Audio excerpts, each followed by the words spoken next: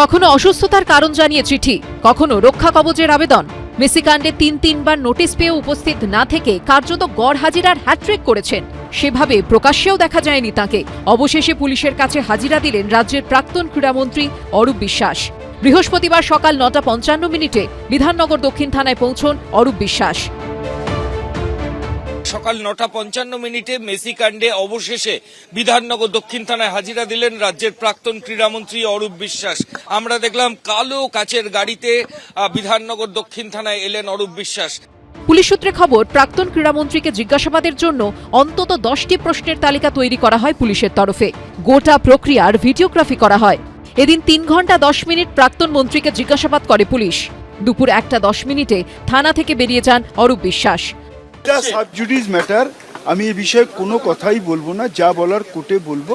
আমি শুধু একটাই কথা বলবো, আলটিমেটলি সত্যের জয় হবে, মিথ্যার নয়। মেসি শুভেচ্ছা বার্তা পাঠিয়েছে ওর মাসতুতো ভাইকে অরূপ বিশ্বাসকে, যে তুই আমার পেটে এত কাতুকুতু দিয়েছিলি বলেই আমি 3 গোল দিতে পারলাম, হ্যাট্রিক করতে পারলাম। যাবে, বেশি দিন বেরোতে পারবে না, ভেতরে ওকে যেতেই হবে।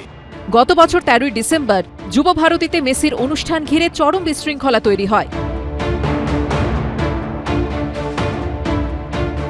লিওনেল মেসির গায়ে কার্যত লেপ্টেছিলেন তৎকালীন ক্রীড়ামন্ত্রী অরূপ বিশ্বাস। নেতা মন্ত্রীদের তাণ্ডবে মাত্র 15-20 মিনিটের মধ্যেই মাঠ ছাড়েন মেসিরা। এদিকে গাঁটের টাকায় টিকিট কেটেও মেসিকে দেখতে না পেয়ে ক্ষোভে ফেটে পড়েন দর্শকরা। ঘটনায় গ্রেফতার করা হয় অনুষ্ঠানের মূল উদ্যোক্তা শতদ্রু দত্তকে। রাজ্যে পালাবদলের পর প্রাক্তন ক্রীড়ামন্ত্রীর বিরুদ্ধে এফআইআর দায়ের করা হয়, কিন্তু পরপর 2বার তাঁকে নোটিশ পাঠানো হলেও থানায় হাজিরা দেননি অরূপ বিশ্বাস। উল্টে কলকাতা হাইকোর্টে রক্ষা কবচ চেয়ে আবেদন করেন তিনি। 10ই মে সেই মামলার শুনানিতে রীতিমতো ভর্ৎসনার মুখে পড়েন অরূপ বিশ্বাস। শুনানিতে বিচারপতি সৌগত ভট্টাচার্য বলেন, মেসি কি অরূপ বিশ্বাসের বাল্যবন্ধু? মেসির অত কাছাকাছি অরূপ বিশ্বাস গেলেন কেন? এতে কি মেসির নিরাপত্তা বিঘ্নিত হয়নি? মেসি কাণ্ডে আমরা অত্যন্ত লজ্জিত। রাজ্যের ভাবমূর্তি ক্ষুণ্ণ করেছে এই ঘটনা। এরপরই পুলিশের নির্ধারিত দিনেই অরূপ বিশ্বাসকে হাজিরা দিতে হবে বলে নির্দেশ দেয় আদালত। তার বিরুদ্ধে 2রা আগস্ট পর্যন্ত গ্রেফতারির মতো কড়া পদক্ষেপ করতে পারবে না পুলিশ, তাও স্পষ্ট করে দেওয়া হয়। এরপর আদালতের নির্দেশ মতো অরূপ বিশ্বাসকে তলব করে 3য় নোটিশ দেয় বিধাননগর দক্ষিণ থানা। কিন্তু সেখানেও কোর্টের নির্দেশকে কার্যত বুড়ো আঙুল দেখিয়ে থানায় তিনি হাজিরই হননি।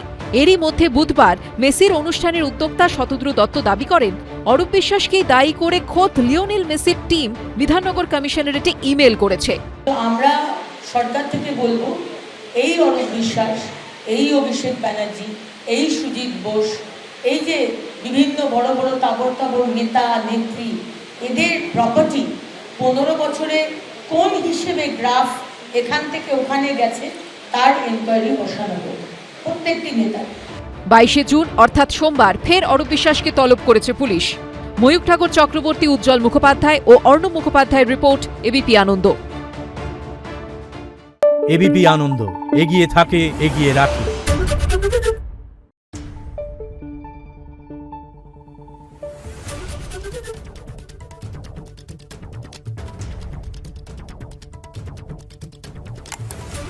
Thank you.